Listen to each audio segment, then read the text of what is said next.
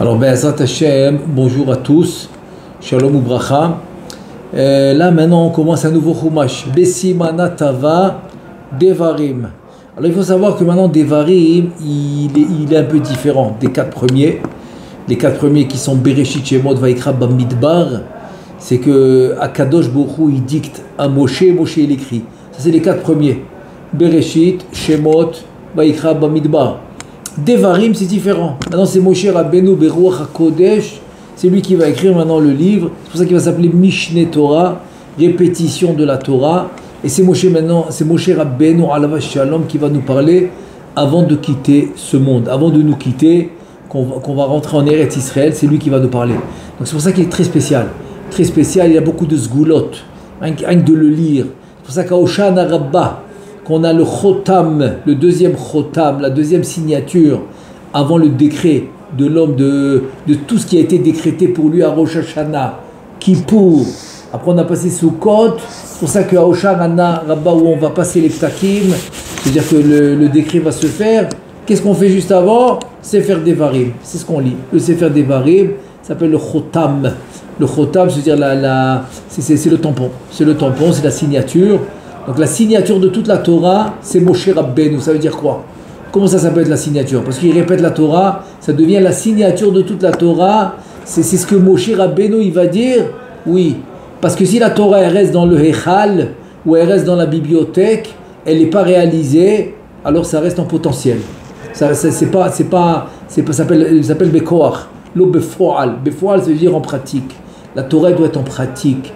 Donc quand Moshe Rabbeinu, qui est le Chacham, qui est le Tzaddik, qui est celui qui va nous transmettre la Torah, il va maintenant nous résumer toute la Torah, répéter la Torah, et maintenant c'est lui qui va parler, ça devient Kaviachol aux yeux d'Akadosh Baruch Hu, ça devient le Ikar, ça devient le principal, ça devient le tampon, ça devient le Mishneh Torah, ça devient le livre par excellence pour finalement réaliser toute la Torah qu'on a reçue au Har Sinaï.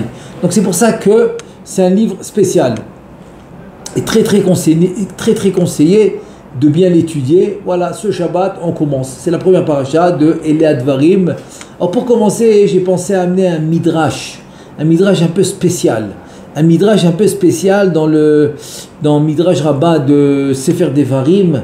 Là-bas le midrash il dit sur les deux premiers mots de Elei à Devarim, là il dit comme ça. Il dit Kaddevorim Duvshan Matok Oktzanmar. Ça veut dire quoi? Elei à Devarim, eh bien il te dit c'est comme les abeilles. Les abeilles. Parce que les abeilles, il y a un côté qui pique, c'est-à-dire un côté qui fait mal, si l'abeille pique l'homme. D'un autre côté, ben, tu as le miel. Donc tu as le côté qui pique. Et c'est une abeille qui pique, par exemple, Shalom, la personne, ou bien tu as le côté du miel, que l'abeille fait le miel.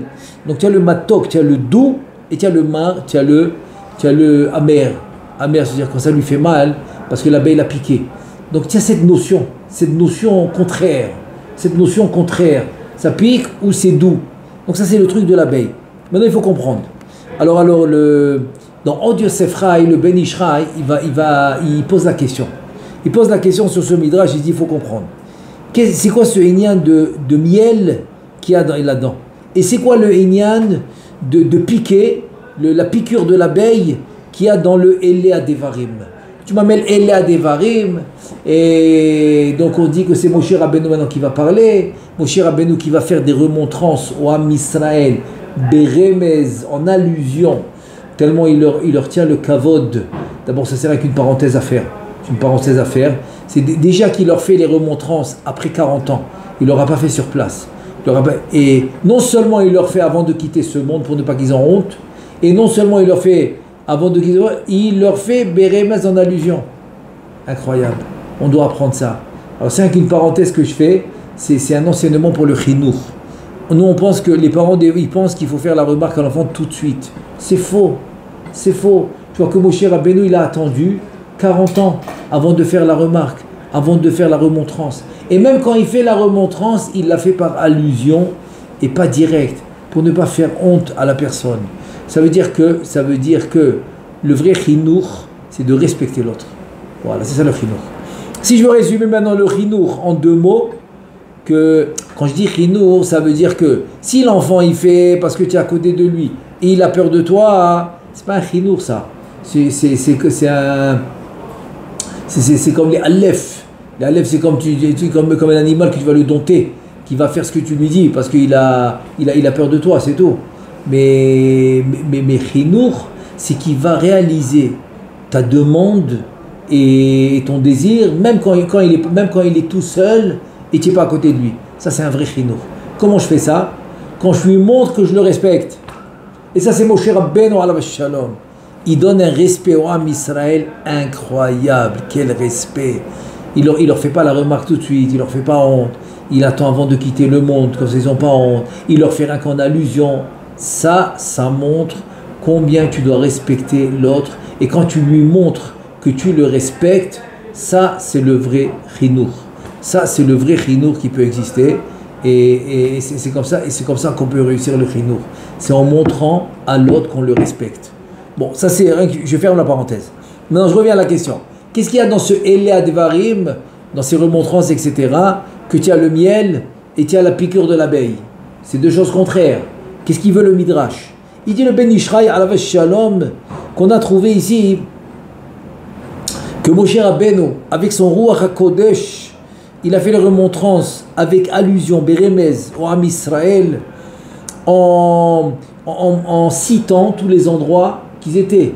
Alors comme il dit le Pasuk, Bamidbar, Barava, Mol, Souf, etc., Belavan, Bedizahav, tout ça c'est des endroits où Ham Israël était là-bas. Donc comment il fait la remontrance? Il dit Bamidbar, il leur cite l'endroit. C'est à eux de comprendre tout seul. Barava, c'est à eux de comprendre. Yamsouf, à eux de comprendre. Dizahav, etc. C'est des endroits où ils étaient. En mentionnant l'endroit, ils comprennent tout seuls la faute qu'ils ont fait. Et là, il t'amène un midrash dans Yalkut Shimoni.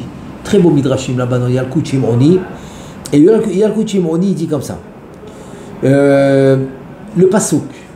Tout le monde connaît le Pasuk, c'est la mitzvah de Horaïta de la Kriyat Torah, c'est la seule. C'est la seule, on a une fois par année, mitzvah assez de Horaïta de faire Kriyat Torah. Zachor et Asher Asa Lecha Amalek. Il te dit le machal.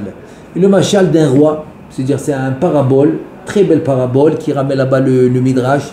Il dit un roi qui avait un jardin magnifique et il avait des fruits. Des fruits, il a mis là-bas un gardien pour garder son jardin de fruits.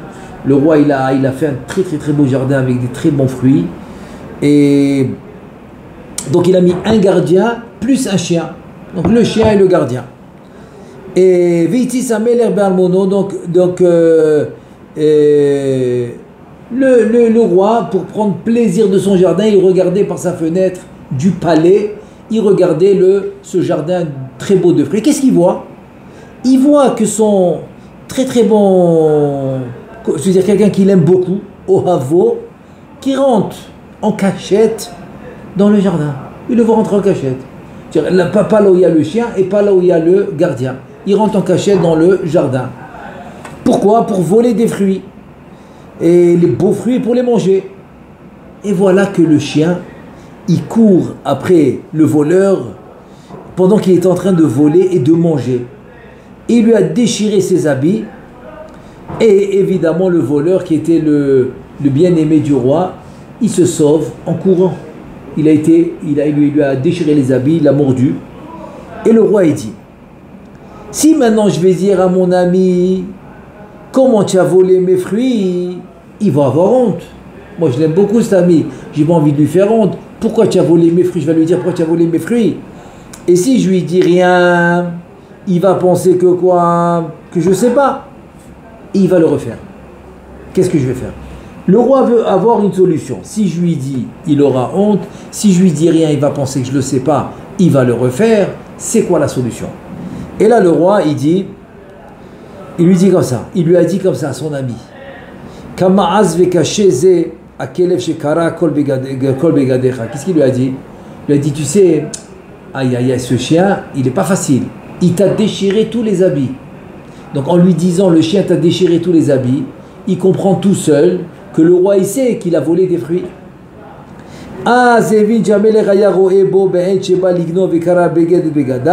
Et voilà le machal qui ramène le Ben Ishraï. Et donc, Donc son ami, il a tout de suite compris que le roi l'a aperçu pendant qu'il volait les fruits, puisqu'il lui a dit que ce chien, il est méchant, quoi. Il t'a déchiré tous les habits. Et il dit le Ben Ishraï, alors maintenant ça va être le Inyan de Moshe Rabbeinu. C'est quoi le Inyan de Moshe Rabbeinu? Il le dit comme ça: si je vais dire au Am Israël, regardez vos fautes dans tel endroit, et trucs, etc., ils vont avoir honte. Et en particulier si je leur dis avec une remontrance, comme il a dit, Dabbero, attends, Dabber c'est un langage dur, et mort c'est rare, c'est doux. Dabber c'est dur. Alors attends, il a dévaré maintenant, si je vais leur dire maintenant directement, ça va être dur, ils auront honte. Qu'est-ce qu'il a fait Moshe? Il a seulement mentionné les endroits. Il leur a dit le Midbar, que là-bas, Kadosh Baruch Hu, il leur a donné la Torah. Et là-bas, il leur a donné le lechem, le man. Ça s'appelle lechem minashamaim, c'est le pain du ciel, c'est la manne. Il leur a donné la manne. Comme il dit le Teilim 78, dans le Pasuk 19, la aroch shulchan bamidbar. Donc c'est quoi? C'est le man qui mangeait. Vem yodim, et ils savent que le pain, ikarzé chez Natan Bamidbar, ayachar shechatu bedibur, chez Lahem, c'est-à-dire que le pain qu'ils ont eu, c'est la manne. Ils l'ont eu après qu'ils se sont plaints. Quand ils se sont plaints, quand ils se sont plaints, dès qu'ils ne savaient plus, c'était le 15 Iyar, ça faisait un mois qu'ils sont sortis d'Égypte. Ce qu'ils ont fait, le pain d'Azim, là, comme des matzot qu'ils ont fait parce qu'il n'a pas eu le temps de lever, qu'ils ont sorti d'Égypte, il s'est fini un mois plus tard. Donc dès que ça s'est fini, le 15 Iyar, ils sont sortis le 14 Sivan, un mois plus tard, le 15 Iyar, ils se sont plaints parce qu'il ne leur reste plus de vivre, il ne leur reste plus quoi à manger. Et là, quand il leur a mentionné l'endroit, que chez Zachar Lahem Atova, quand il a vu la Tova, la bonté que Hachem il leur a fait de leur donner ce pain Minashamaim du ciel qui est le man, alors tout de suite ils se sont rappelés de la faute du Dibour. La faute du Dibour, c'est la faute de la parole. Pourquoi? Parce que celui qui parle, Gamken Mashma'uto Dibour, parce que le mot Midbar, tu retrouves aussi les lèvres Dibour. Dans le mot Midbar, il y a le Dibour. Donc c'est la parole. Et on sait que toute la peine, quand la maloche la dame, quand la amal la dame, les filles, toute la peine de l'homme dans ce monde, c'est la parole. Il faut faire attention à la parole. C'est-à-dire que beaucoup de problèmes, l'homme il peut passer dans ce monde, il a l'impression que c'est injuste qu'il est en train de passer tout ça, mais il faut savoir, c'est à cause de la parole. Celui qui fait attention à sa parole, sa vie est meilleure. Elle a une meilleure qualité de vie. Meilleure qualité de vie quand il fait attention à sa parole, surtout quand il se retient et qu'il peut laisser, c'est très très bien récompensé, non seulement dans la Maba, parce que le vrai Sachar, la vraie récompense c'est dans le monde futur, mais c'est récompensé dans ce monde. C'est l'une des mitzvot qu'il y a beaucoup de perot, il y a beaucoup de fruits dans ce monde. Le capital il reste pour le Olam Haba. Comment c'est qu'il trouve Keren Kayemetlo le Olam Haba, c'est le capital, la perot il les mange dans ce monde. Et une des midotes que les pérotes, ils sont bien récompensés dans ce monde, c'est le dibour. Quand il fait attention à sa bouche, quand il sait se retenir, quand il ne dit pas n'importe quoi, quand pour dire des bêtises, pour dire des futilités, il sait se taire, alors ça, ça amène beaucoup de pérotes dans ce monde. Et ça, c'est un remèze dans le mot midbar, parce qu'ils ont mal parlé là-bas, parce qu'ils n'avaient plus à manger. Ça veut dire que quoi? Que ici, il y a du dvash matok, il y a du miel doux. Du miel doux, c'est quoi? C'est de se rappeler la bonté du pain. C'est le man qu'il a fait descendre Mishamaim. Et il y a ici, et attends, ça c'est la bonté. Donc c'est quoi la bonté? C'est se rappeler qu'il a fait descendre monde. Ou par exemple, je donne un exemple pour nous, parce qu'il faut traduire tout ça dans le quotidien. Alors la bonté pour nous c'est quoi? C'est de se rappeler toutes les bonnes affaires que Baruch Hashem on a réussi à faire et qu'on a gagné des belles sommes par exemple. Ok, et le quotidien, qu'on arrive à payer nos factures, qu'on arrive à vivre, qu'on arrive à faire nos courses, etc. Tout ça, c'est le quotidien, c'est le pain qui vient Mishamaim que Hachem nous donne. Parce que la ishtadlout, dans l'absolu, il faut savoir que la ishtadlout, c'est pas la parnassa. C'est pas la parnassa, c'est Akadosh Baruch Hu qui la donne. La ishtadlout, c'est une xéra, c'est un décret que Bezat Aperatora Lechem qu'il faut accomplir. C'est-à-dire que l'homme, il doit Kaviachol se fatiguer, il doit peiner pour avoir la parnassa. Donc ça, c'est un décret. Donc ce décret se fait à travers la Ishtadlut, et la parnassa, c'est Mishamayim. Donc il faut toujours se rappeler des bonnes choses, la bonté d'Akadosh Baruch Hu, qui nous donne la parnassa tous les jours. Alors ça s'appelle le matok, ça s'appelle le dvash. Et c'est quoi ici la piqûre de l'abeille? Il te dit, chez Iskero, Khatam, chez Khatou Badibou, chez Be'avuro, Natan Lahem Alechem. Ça veut dire que le roquette, qui est la piqûre de l'abeille, c'est les mauvaises paroles que l'homme a parlé quand il était en détresse. Quand maintenant il a fini l'argent qu'il a gagné dans la dernière affaire, donc il n'a plus d'argent, il doit payer son loyer, il doit payer ses factures, il doit payer ça, il doit payer ses échéances, il doit payer sa visa, il doit payer... Et là il est en détresse, qu'est-ce qu'il fait? Il ouvre sa bouche. Et là ça s'appelle le roquette, ça s'appelle la piqûre de l'abeille, c'est très amer. Parce qu'après, juste après qu'il a parlé, quand il voit la Yeshua, quand il voit la mamash, la tzlacha, la réussite qu'il a dans les affaires, et que Hachem lui fait gagner en un instant, en une fraction de seconde, il lui fait gagner une grosse somme d'argent, et il a assez de vivres, etc., pour tout payer, là maintenant, il sent le miel qui est doux. Ouais, mais à côté du miel qui est doux, il y a aussi les paroles qui étaient amères, parce qu'il a mal parlé, parce qu'il était en détresse. Et là, il te dit, c'est ça le miel, et c'est ça le roquette. C'est-à-dire que c'est ça que Moshe Rabbeinu Kaviachol, le Midrash, il dit qu'il leur a rappelé la bonté d'Hachem, mais aussi il leur a rappelé leurs mauvaises actions. Il leur a rappelé leurs mauvaises actions qui, en fait, qu'ils avaient mal parlé. Ça, c'est le Dibour, c'est le Bamidbar. Le Bamidbar, c'est le Dibour. Ensuite, qu'est-ce qu'il y a après Bamidbar? Il y a Arava. Alors, Ba'arava, c'est quand ils étaient Shittim, l'endroit qui s'appelle Shittim. Chez Hayou Sham, de Shini Velamiou Zveim, Mitova Gdola Shel Shalal Sichon, quand ils ont fait la guerre contre Sichon Verog, là-bas ils étaient épanouis, ils avaient l'abondance, ils avaient gagné beaucoup de Shalal, de butin. Vers l'idée, donc ça c'est le miel qui est doux. ויזכרו ממילא מה שעלה בידם מטובה שזנו את בנות מדיין ובנות מואב ולכן לא אמר בפירוש בשיטים אלא בערבה, ערבה du mot ערב, ערב c'est quelque chose de doux, de bon, et donc ici il y a un mélange. Pourquoi il y a un mélange? Parce que ça s'est fait avec les Bnot Moab, c'est la fameuse faute qu'ils ont fait avec les filles de Moab qui étaient goyotes. Et ils ont fait un mélange de relations interdites avec les filles de Moab, et donc Arevut ici ça devient du mot mélangé. Il y a eu un mélange qui s'est fait entre le butin, entre s'ils ont gagné dans la guerre, et entre la Avera qu'ils ont fait avec les filles de Midian. Shehetiv lahem bebizat sichon ve'arva lahem meod ובמשמעות תערובת רמז להם על עוון הזנות שזנו את בנות מואב ומדיין הרי כאן דבש ומתוק.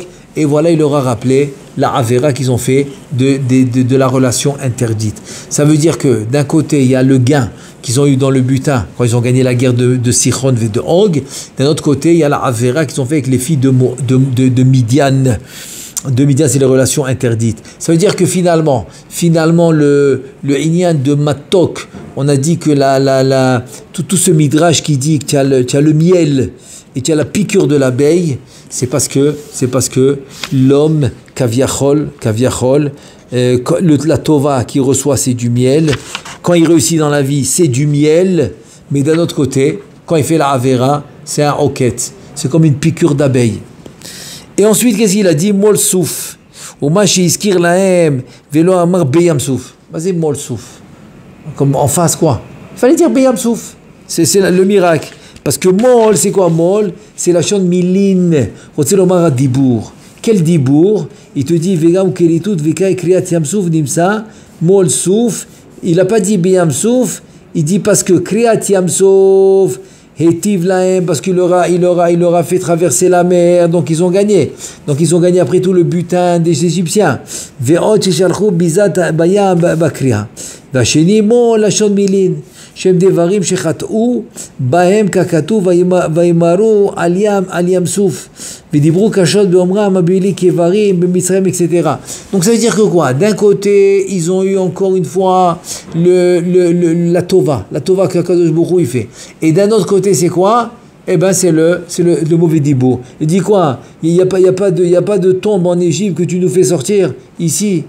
Et c'est comme ça qu'il continue à nous donner le rémès, l'allusion de ces endroits-là, que d'un côté le Midrash il dit c'est du miel, d'un autre côté c'est du hoquetz. C'est quoi le hoquetz? C'est le piqûre de l'abeille. Alors qu'est-ce qu'on apprend de là? On apprend de là une chose incroyable, que l'homme il a une tendance de kfouy tova, de renier la bonté. Pourquoi?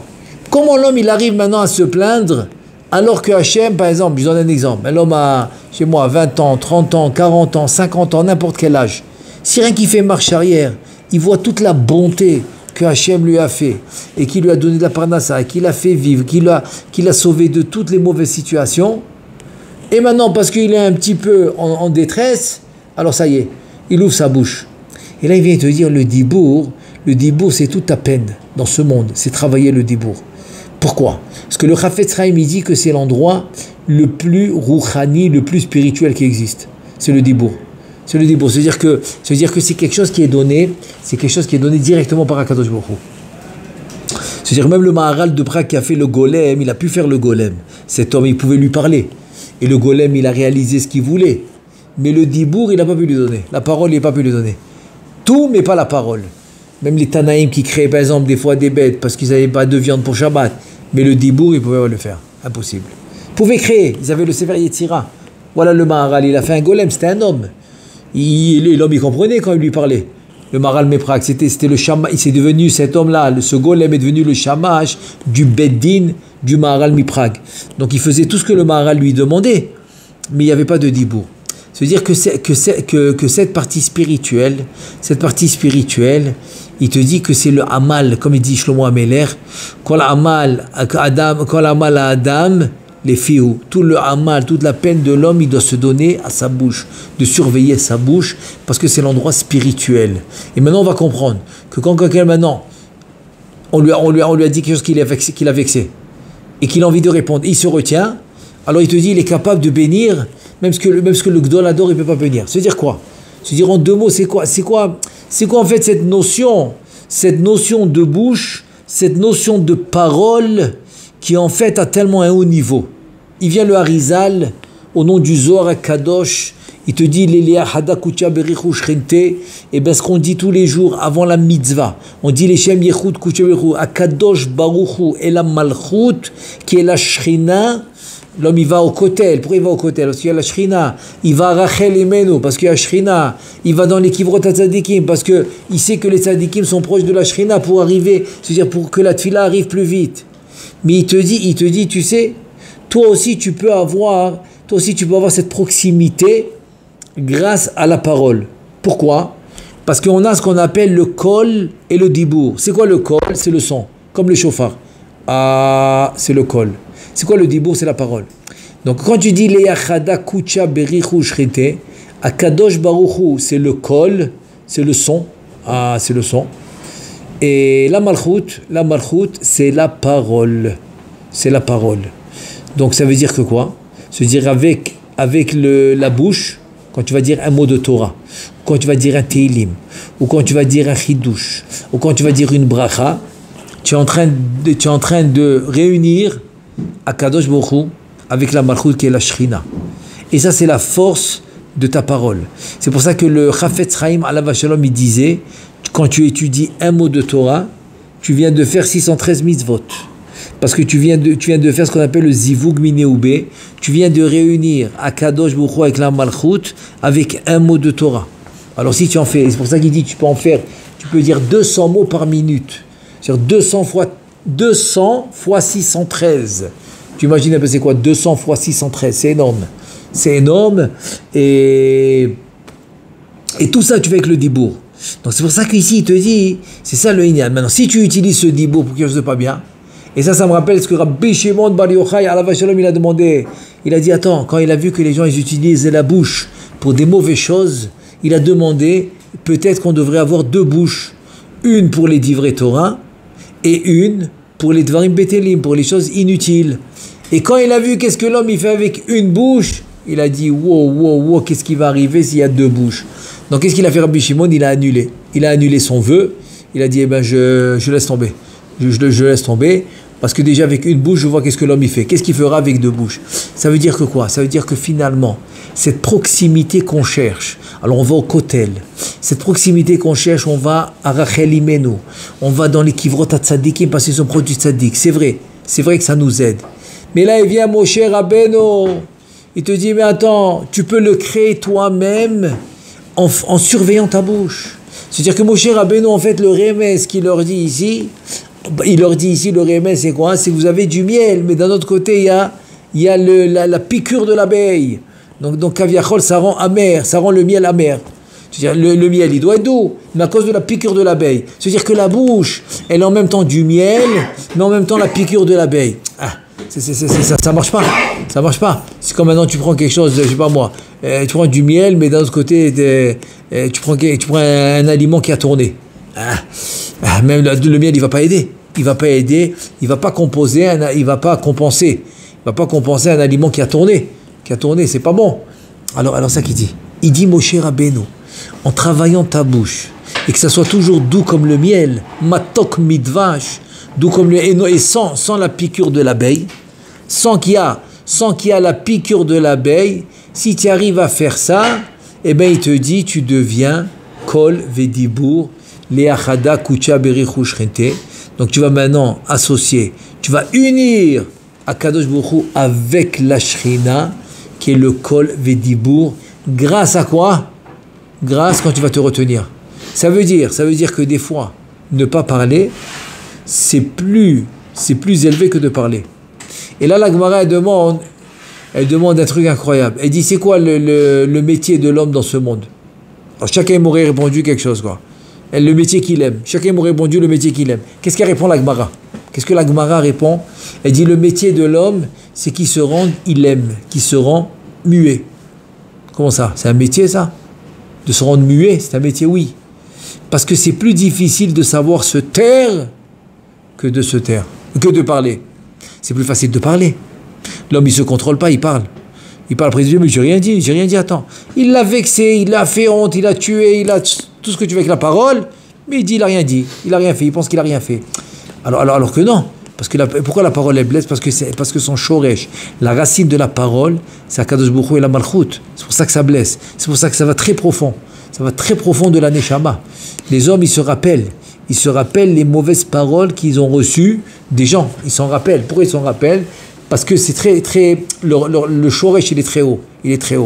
Donc finalement, savoir se taire et faire de ça un métier, eh ben c'est beaucoup plus élevé. C'est comme il y avait une fois une vraie histoire, hein. C'est comme quelqu'un est venu acheter chez un chacham, mais c'était un goy, tu vois, et le chacham il était en plein Kriyat Shema, parce qu'il voulait pas que le zman du Kriyat Shema il passe, donc il lui répondait pas. Et pourquoi il lui répondait pas? Parce qu'il était en plein Kriyat Shema, il pouvait pas parler. Maintenant le goy, il sait pas qu'il est en plein Kriyat Shema, il pense que le juif il veut pas lui vendre. Qu'est-ce qu'il fait? Il augmente. Et à la fin, il l'a vendu à un prix extraordinaire. Extraordinaire, pourquoi? Parce qu'en fait, il n'a pas parlé. Pourquoi? Parce qu'il était en plein Kriyat Shema. Maintenant, s'il lui avait répondu tout de suite, eh ben, il aurait vendu à un prix normal. Voilà, le prix normal. Mais le fait, c'est vrai que c'est béhonnête. C'est pas force majeure qu'il s'est tué parce qu'il ne voulait pas parler, c'est vrai. Mais s'il avait parlé, il aurait gagné moins. En fait, des fois, Kadosh Baruch Hu nous donne des situations comme ça pour comprendre que le fait de se taire, ça rapporte plus que de parler. C'est vrai que c'est un accident. Il ne pouvait pas parler, il faisait Kriyat Shema, c'est vrai. Mais l'accident, quand il vient d'Akadosh Baruch Hu, il t'enseigne quelque chose. Et qu'est-ce qu'il t'enseigne? Eh bien, regarde, tu peux gagner plus en te taisant. Le fait qu'il s'est tué, il a gagné plus que s'il avait parlé. Donc c'est un exemple. C'est un exemple pour nous dire que beaucoup des fois il te dit. Et c'est pour ça que quand la bolem piv beshad meriva qui sait se taire pendant les disputes, eh ben le monde y tient. Comment le monde dit, tiens? Oui, parce qu'il a su se retenir. Il a su garder la gdoucha de la parole. Et c'est ça finalement que ce que Rabbi Shimon y voulait, qu'on garde la gdoucha de la parole. Donc finalement, cette parole, si elle reste kadosh, donc le yachada kucha berichu, dans l'absolu, tu peux le faire dans n'importe quel endroit où tu es. Que ce soit dans une synagogue normale ou que ce soit au kotel. Que ce soit dans la tombe de Rachel Imenu, dans la tombe des tzadikim, ou dans une synagogue normale. Pourquoi? Parce que tu es devenu un kéli, tu es devenu un récipient pour que la tfila se fasse accepter. Pourquoi? Parce que tu sais comment garder tes paroles, tu sais les mesurer, tu sais quand parler, tu sais quand ne pas parler, tu sais quand te taire et tu sais quand répondre. Et ça va très bien aussi avec ce qu'on a dit, que des fois, souvent, la tfila ne monte pas, ou tu es dérangé, tu n'arrives pas à prier parce que ton cœur, il n'est pas propre. Parce que Ezeo Avoda chez Balev, c'est quoi la Avoda du cœur? Ezeo Avoda chez Balev, c'est la tfila. Donc si le cœur n'est pas propre, parce qu'il a un compte avec son ami, parce qu'il déteste son ami, parce qu'il est jaloux de son ami, parce qu'il a rancune envers son ami, donc le cœur il n'est pas clair. Donc si le cœur il n'est pas clair, alors la tfila aussi elle n'est pas claire. La tfila aussi elle ne monte pas.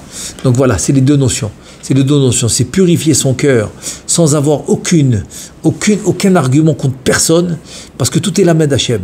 Si on a la emuna, donc c'est sûr, comme il dit Ravakouk, Ravakouk v'yamedan alachat, tzadik be'emunato yichye. Si tu as la emuna, tu n'as aucune raison d'en vouloir à personne. Donc ton cœur il est propre, ta parole elle est propre. Et si tu as la emuna que c'est Hachem qui l'a envoyé, donc qu'est-ce que ça va changer de le répondre?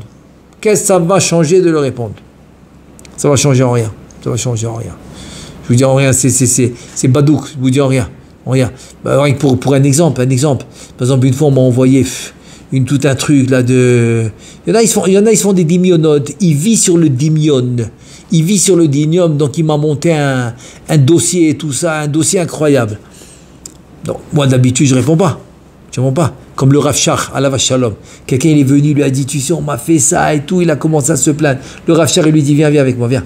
Le Rav Shach, il lui ouvre un tiroir. Et dans le tiroir, il y avait tous les articles. Tous les articles qui ont parlé mal du Rav Shach. De lui. Il a dit, voilà, tous ceux qui ont parlé mal de moi, je les ai gardés. Pourquoi? C'est grâce à eux que j'ai grandi. Voilà, grâce à eux. Il lui a sorti un tiroir entier rempli d'articles qui ont parlé contre lui, contre le Rav Shach. Il dit, grâce à ça, j'ai grandi. Donc, habituellement, quand les gens ils vivent des dimionotes, ils te font des trucs, ils commencent à dire des trucs sur toi, d'habituellement, je ne réponds pas. Jamais je réponds parce que, mais Hachem, c'est Akadosh Baruch Hu, c'est bien, je continue, il n'y a pas de problème. Une fois, on m'a fait ça, j'ai senti que cette fois-ci, je me permets de répondre une petite phrase. Quelle phrase quelle phrase je me suis permis de répondre? La phrase suivante, écoutez bien. Je me suis permis de répondre. Merci pour les belles accusations. Et j'ai dit, Be'ezrat Hashem, bracha ve'atzlacha. Attends, je vous dis mot pour mot. Je vous dis mot pour mot, c'est ce que j'ai répondu. Je répète, alors ça fait merci pour les belles accusations. Ça fait 3 mots. Après, Be'ezrat Hashem, 4 mots. Bracha ve'atzlacha. Voilà 6. 6 mots, voilà ce que j'ai répondu. Alors que là-bas, il y avait toute une lettre, tout un article. Quoi. Parce que les gens, ils vivent avec leur dimion. Et même ça, c'était en trop. Pourquoi? C'était quoi la réplique? Ah, bravo, kol hakavod. Au moins, tu avoues sur toutes les accusations qu'on te fait. C'était rigolo. Tu vois ce que je veux dire? C'est quand quelqu'un, il veut gagner. Quand quelqu'un, il a ça. Quand quelqu'un, il ne peut pas se taire. Il ne peut pas. Donc, il a toujours le truc. Donc, qu'est-ce que tu fais, toi? Tu arrêtes. Le feu, on ne peut pas l'éteindre avec le feu. Le feu, il faut l'éteindre avec de l'eau. De l'eau, c'est beaucoup plus doux que le feu. Et tu vois, c'est exactement ça. Tu comprends? Donc, c'est ça qu'il dit Moshe Rabbeinu. Moshe Rabbeinu, il dit, tu as un cli, tu as un récipient, kadosh, que grâce à lui, tu pourras prier. Alors, laisse le kadosh. Comme ça, Bezrat Hashem, la tfila elle monte et qu'on puisse avoir le Bet HaMikdash très bientôt. Amen ve Amen.